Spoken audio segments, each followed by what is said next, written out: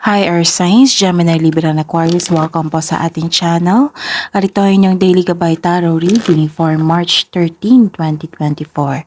Please be reminded that this is channel reading po, so maaari kayong makarelate o hindi. Just take what resonates. Gamitin ang reading na ito bilang gabay lamang. Balik po kayo dito bukas para sa ating Daily Gabay Tarot reading. Please like, subscribe, and click bell button for notification para updated po kayo sa daily tarot reading natin. Para po sa gusto magpa-reading, maaari nyo pong makuha ang link na sa description box po ito. Message nyo lang po ako sa messenger. Maraming salamat po.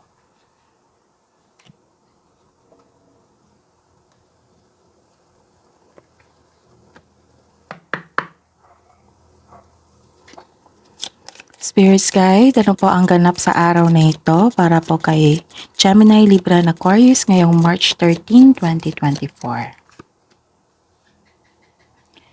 Andito pa rin siya. Gemini, Libra, and Aquarius, kailangan yung bigyan ng attention yan. Kailangan yung mag-ingat talaga kasi parang sunod-sunod na to eh. I think sa weekly pa ninyo and last week lumabas din ito. Mag-ingat po kayo sa isang tao na may masamang intention sa inyo. Sa mga may nag-offer dyan, sa mga nakatanggap ng offer, so pag-isipan nyo po ng mabuti. Tsaka kasi itong taong ito nag-observe siya sa inyo. May masama siyang intention sa inyo. Mapanlin lang po ito. Very sneaky. Okay, so ingat po kayo ha.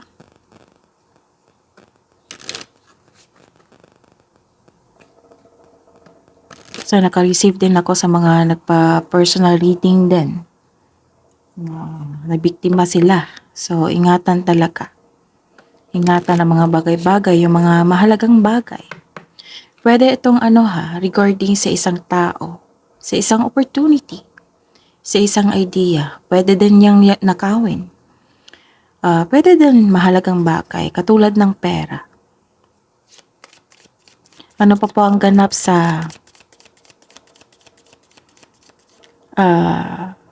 araw na ito, ngayong March 13, 2024, para po kay Gemini, Libra, and Aquarius.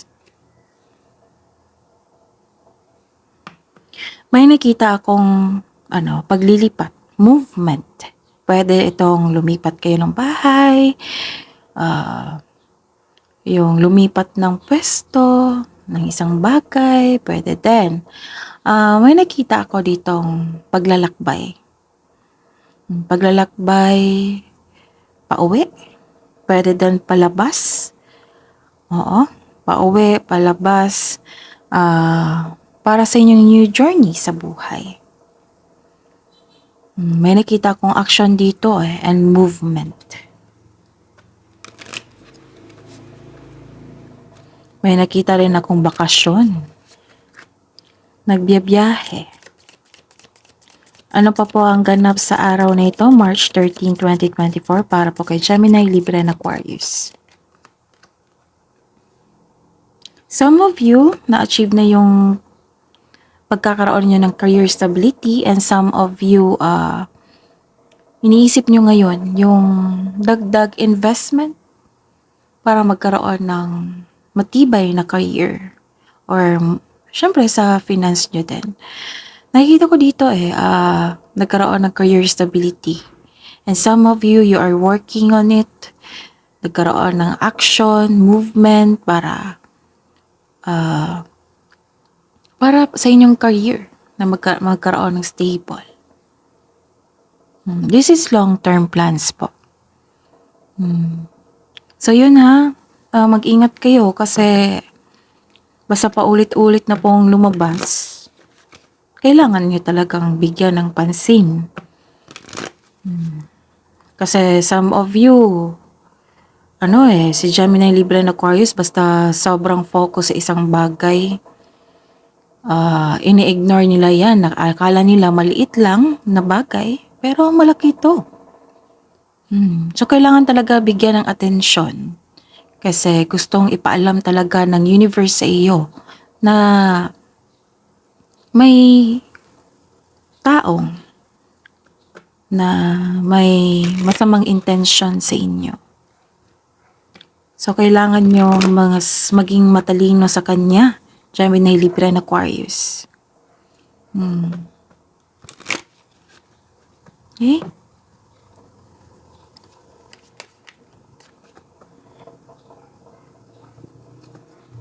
Huwag niyong hayaan yung kunin yung pinaghirapan niyo. Na akala niyo dagdag investment, hindi pala, kinuha na pala. Pag-isipan talaga ng mabuti. Huwag niyong, kung maaari, kung bigyan niyo ng atensyon, huwag niyong smulin, huwag niyong i-ignore. Yes, nakita ko naman dito na busy kayo. Kasi tutok kayo, focus kayo sa inyong career and money. Pero ayun, maaring malapit na kakilala to eh. Kausap mo na to. Gemini, Libra, and Aquarius, mag-ingat talaga. Kailangan mas maging matalino kayo kaysa kanya. Wais to eh. Wais to. Yung masarap siyang magsalita. Ganun. Tapos, ang good side kasi ni Gemini, Libra, and Aquarius. Akala nyo lahat na ng tao na totoo. Kasi totoong tao kayo. Kasi some of you, yun eh, mabilis kayo magtiwala. Hindi naman sa sinabi ko na masama yan. Pero kailangan ng dobleng ingat lalo na sa hindi natin kilala. Na kahit marami pa yang bagay-bagay na sinabi na proof na yung tawag dito, maaring gawa-gawan din niya. Kasi mapanlin lang tong tao to eh.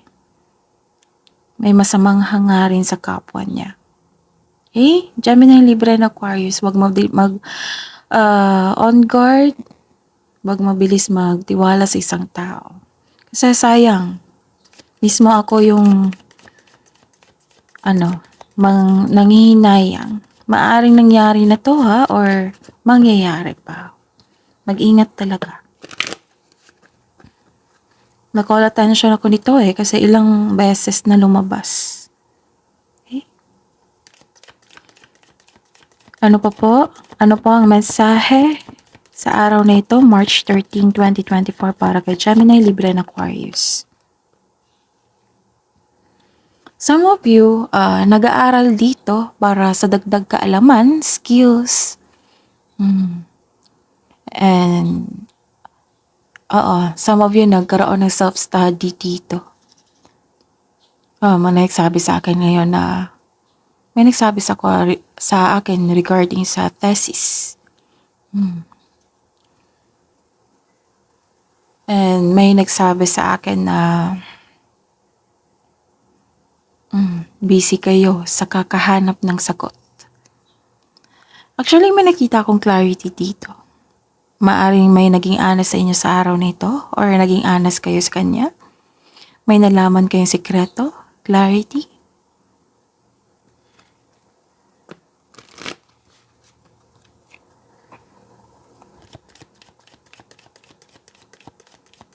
Ano pa po ang mensahe para po kay Gemini, Libra, and Aquarius? March 13. Okay, may pagbabago talaga. Kahapon pa to eh. Para kay Gemini, Libra, and Aquarius. Kahapon pa to na actually klaro na dito na may pagbabago na parating. Yung dumapa ka tapos nadapa ka tapos bumangon ka ulit. May pagbabago. May pagbabago na naggaganap.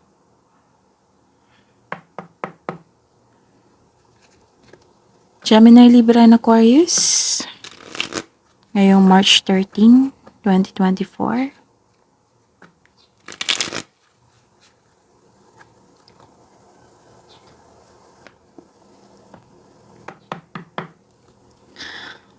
Ano po ang energy ni Gemini, Libra and Aquarius? Clarification po sa card na ito.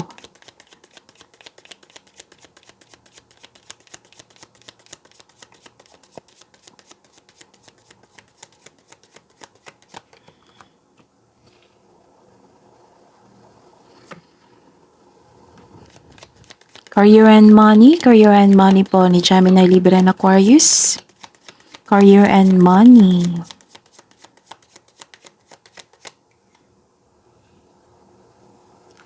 Clarification po sa card na ito.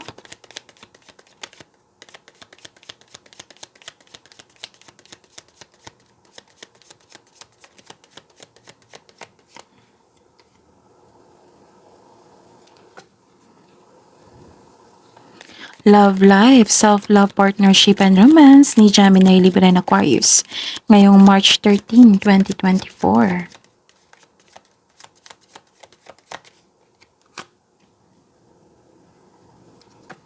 Clarification po sa card na ito.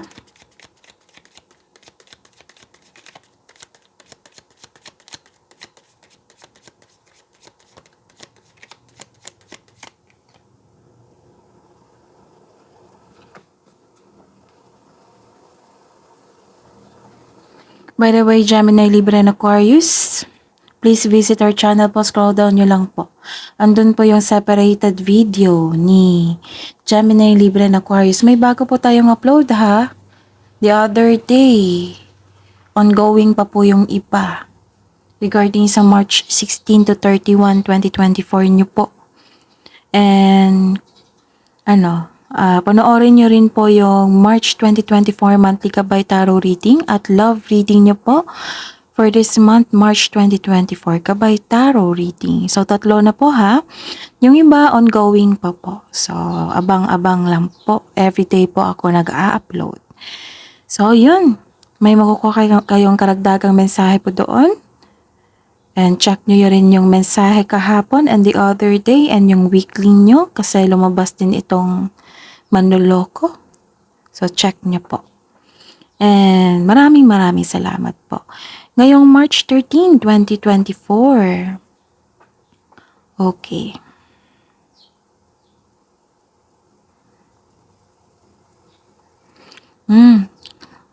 May tumating na opportunity tapos hindi mo tinanggap dahil sa meron kang dahilan. This is also means nagkaroon ng delay. May hinihintay ka maaring kaperahan to or resulta or tao. Nagkaroon po ng delay. So, kailangan talaga ng mahabang pasensya po. And, ayun. At intindihin. Baka may dahilan po yan kung bakit nagkaroon ng delay. Okay. May pinupush po daw kayo na situation na hindi dapat kasi hindi ito na nakatadhana or naaayon sa iyo. So, check nyo po. May pagbabago 'di ba? Kahapon ko pa to nabasa at ito klarong-klaro na may pagbabago talaga na nagaganap sa inyo, Gemini, Libra, and Aquarius. Actually, nakikita ko dito uncomfortable po kayo. Pero sabi po ng card dito na don't worry, na temporary lang po ito. Itong nararamdaman nyo. So, kailangan nyo mag-setback sa nagkaroon ng delay. So, setback, antayin lang po.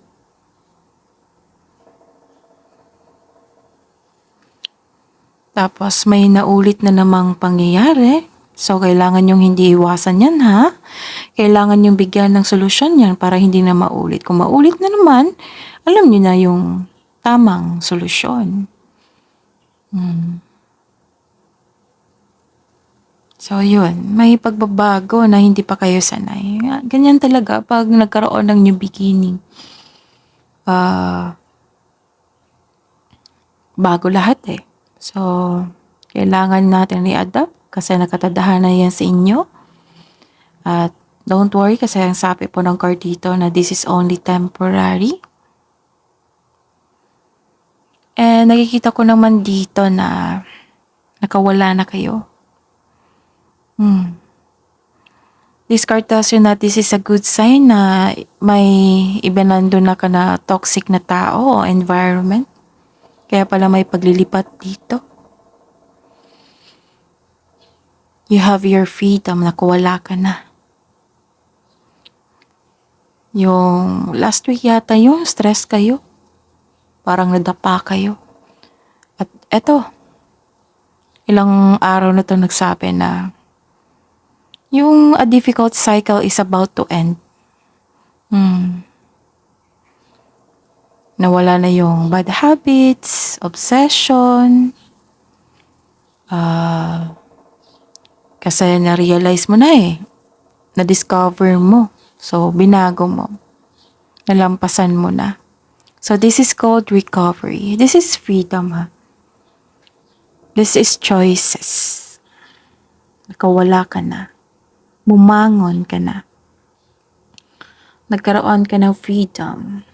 At nalaman mo yung mga nangyari na bad habits, obsessions, addiction. Pwede din 'di ba, mabilis kayo magtiwala sa isang tao kasi akala nyo totoo sila. Maaring binago nyo rin ito. Na on guard na kayo. This is called recovery. Okay na kayo. Kaya nga busy kayo ulit dito Busy kayo ulit dito. And sa career and money nyo.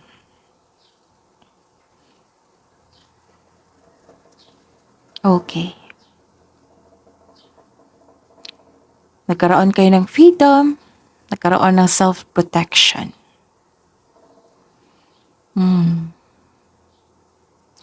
Pinoprotektahan mo yung sarili mo na hindi ka masaktan dahil sa mga nangyari sa nakaraan. Kumbaga, guarded ka na, natuto ka na. Kalma ka lang. Pero nakikinig ka sa iyong paligid.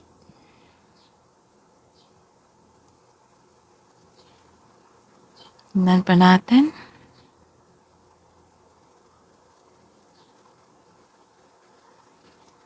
Okay. This is, So, dalawang card na nagsabi dito na may choices. Nagdesisyon kayo. Nag-iisip kayo regarding sa inyong future plan. Nagkaroon ng, long-term plan dito May ambisyon o ideyang gustong gawin. This card asks you na magawa ng mga plano para sa hinaharap. And huwag kayong mainip ha. Kasi process yan Kailangan pagtrabahuin. Mag-ingat sa pagiging mainipin. Actually, nakita ko dito yung support ng tao, ng mga tao. Maaring, isang tao to na malapit sa iyo. Pwedeng partner nyo or business partner. Tutulungan ka ng taong ito para lumago sa mga bago. Excited ka dito nakikita ko. Movement pa rin ito. May magaganap talaga. May tulong. Makareceive ka ng tulong.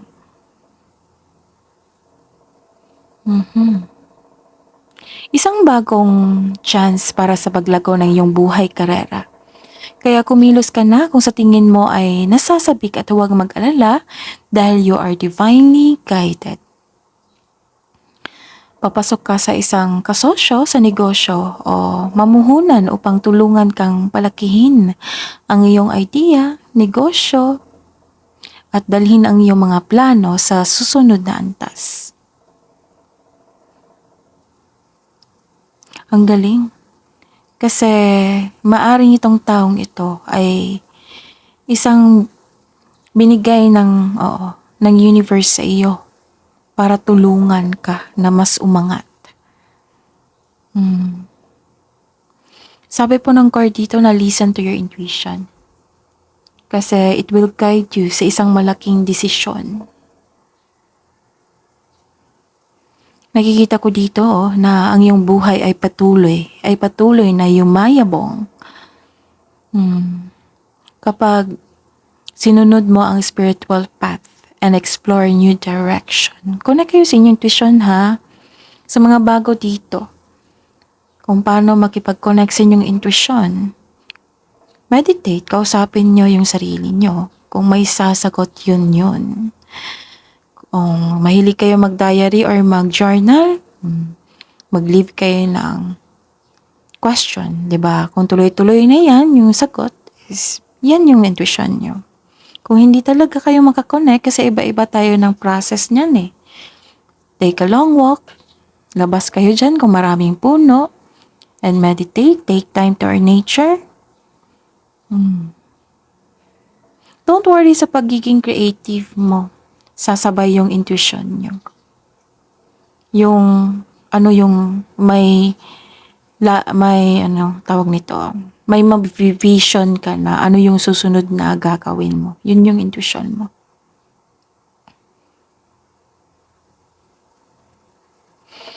Okay, so this is very good. Ang ganda kasi may offer, may tulong para mas umasenso ka. Ang ganda kasi na kahit may manuloko, may nakasupport pa rin sa inyo, di ba? Bawing-bawi. So, ayun, anong tawag nito? Okay, may tutol sa inyong desisyon dito. Sa trabaho yata to or regarding sa inyong money or career and money to eh. Okay. May gusto kong ipaalam sa inyo ang card, Gemini, Libra, and Aquarius na kailangan nyo talagang bigyang pansin ang mga nangyari sa paligid. Itong manlulokong ito. Okay? Kailangan nyo talagang bigyang pansin yan kasi kung hindi nyo bibigyan ng pansin yan, baka hindi nyo malayan sa kakabisi nyo, di ba? Busy kayo. Tapos, ayun. Nag-take advantage na siya na hindi nyo namalayan kasi nga busy kayo. May nakita ko dito na may against sa inyo, sa inyong desisyon, sa inyong mga sinasabi. So, ang sabi po ng card dito na take it as a reminder to try have an open mind and be respectful of opposing viewpoints. Huwag kayong magalit sa kanya ha. Relax lang. Opinion niya yan eh. Baka may may experience siya sa inyong desisyon, di ba? Kunin nyo para alam nyo. Para kung ma-encounter nyo, alam nyo kung ano yung ibigay na solusyon dyan, di ba? Para alam nyo. Tapos, kung wala siyang mabigay na experience niya, alam nyo na yan. Hindi talaga maiwasan, Gemini, Libra, and Aquarius na may mainggit sa inyo kasi patuloy yung pag-angat nyo eh. And masipag din kayo. Kahit ako nga, humahanga ako sa mga taong masipag. Yung patuloy, like ako, manghihina ako sa sobrang init. Sobrang init ng araw. Dati pa, yung bata ko, pwede pa. Pero ngayon, manghihina talaga ako. Para akong kandila na nalulusaw.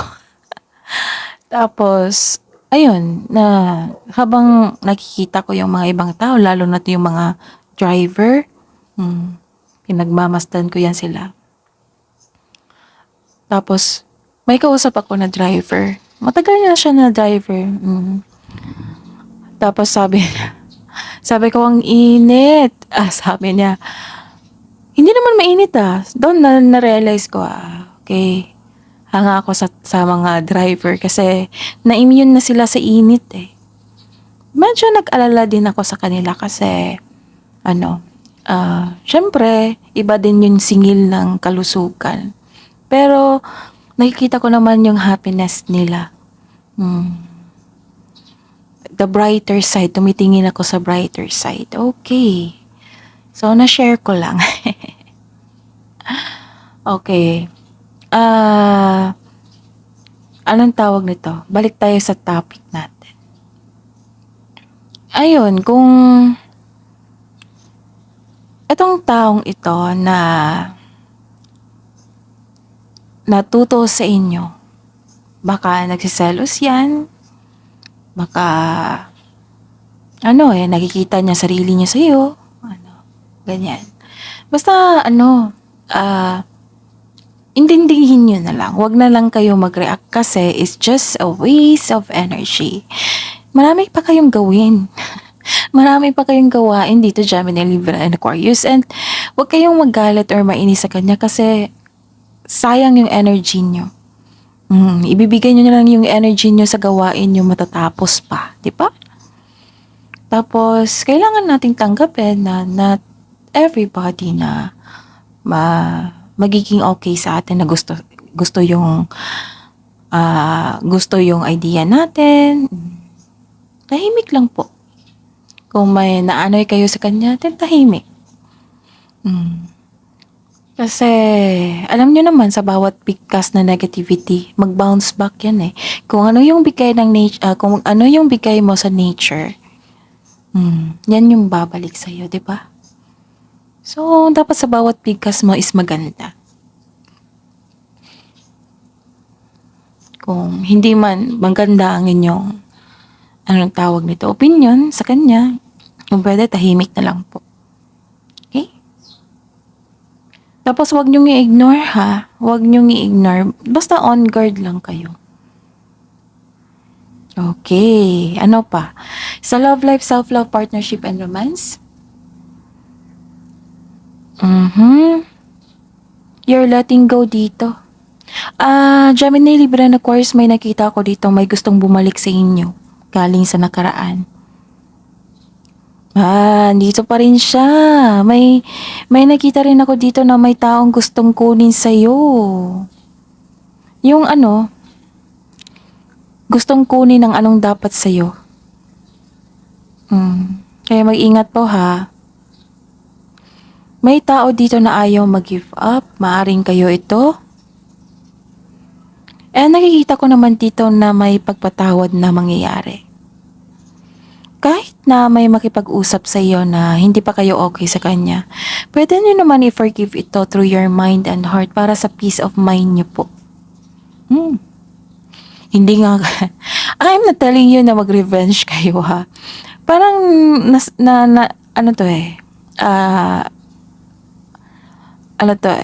dumating lang sa isipan ko.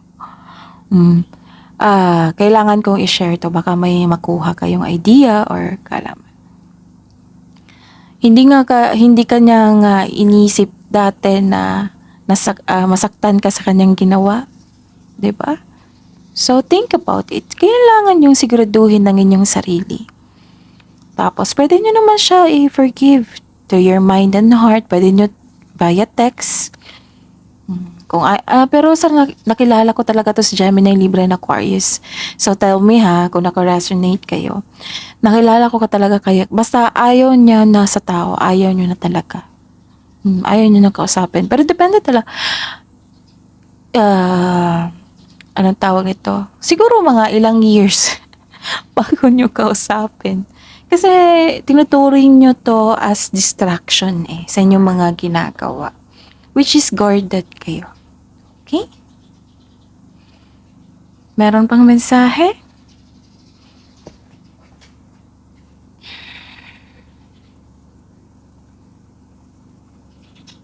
Baka sa pagbalik nito ha, mahirapan kayong mag-move on. Balik kayo sa inyong gawain. Doon na lang kayo mag-focus muna. Kung ayaw nyo pang i-process yung healing niyan. Pero I advise talaga na kailangan nyong i-process yan. Tapos may nakita kong delay dito ha, na may hinihintay kayong delay.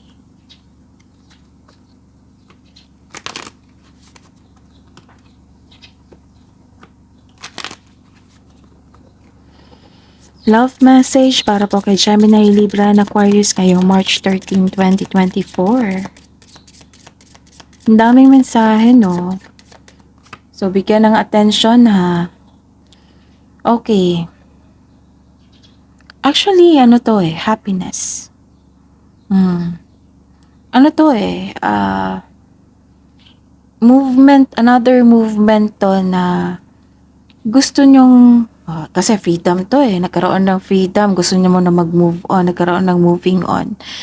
Kahit mabigat yung pakiramdam niyo, nag-take kayo ng action tapos mismo kayo gusto niyo ng maging happy, gano'n.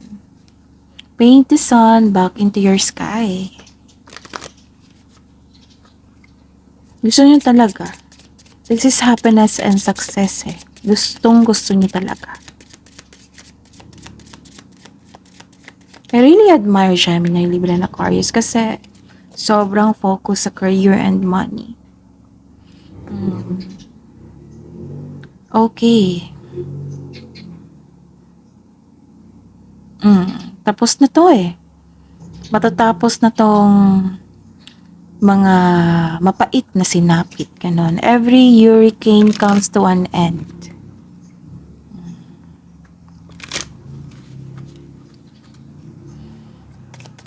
Love message po para sa buhay mag-asawa at sa mga may relasyon. Ngayong March 13, 2024, Gemini, Libra, and Aquarius. Open your eyes. If someone shows you who they are, believe them the first time. Let go of the need to control. Allow the situation to unfold naturally. Yun focus kayo sa makontrol nyo pa. Huwag kayong mag-focus sa hindi nyo makontrol. Kabang love message po. Love message po para sa lahat. Simple acts of kindness. Ito yun sabi ko sa inyo. Huwag na lang kayo mag-react and share your kindness to everyone. Be love. Okay? And be supportive also. Okay? Kasi maraming nakasuporta sa inyo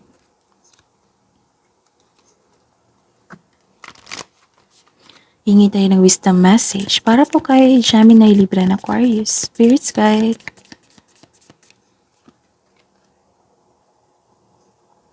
So, kailangan nyo mag-cleansing ngayon. Salt bath, pwede na. Nagkaroon talaga ng pagbabago, endings and beginnings. Kailangan yung i-release yung old emotion nyo. Ito daw dito.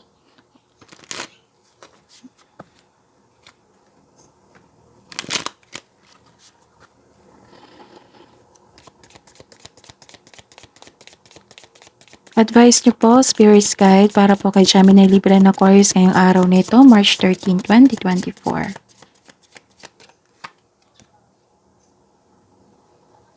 So, may dumating na opportunity po.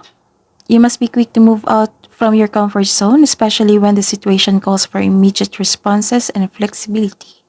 Open your mind to new ways of doing things. Once you do, get ready for good luck and opportunities to come your way. Kailangan nyo mag-move out sa comfort zone. Pero mangyayari kasi may movement naman. So, you may be facing a challenge you feel less than prepared for. This is, okay. Ito yung lumabas dito na may pagbabago na hindi kayo uncomfortable pa kayo. A reminder that you have all the tools in your spiritual treasure chest to handle this effectively. Take a step back and try to take a look at it with fresh eyes.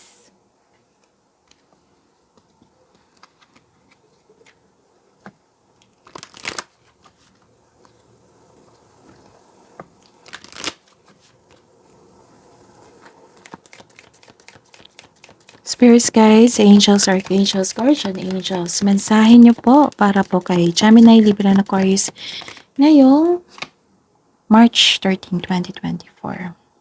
Huwag kayong mag-alala kasi you are protected by Archangel Michael. I am protecting you against lower energies and guarding you, your loved ones and home. Wow, claim niyo to. And pagbabago sa inyong career. Ganda, no? Sabi po dito ni Archangel Chambel, nagkaroon ng career transition.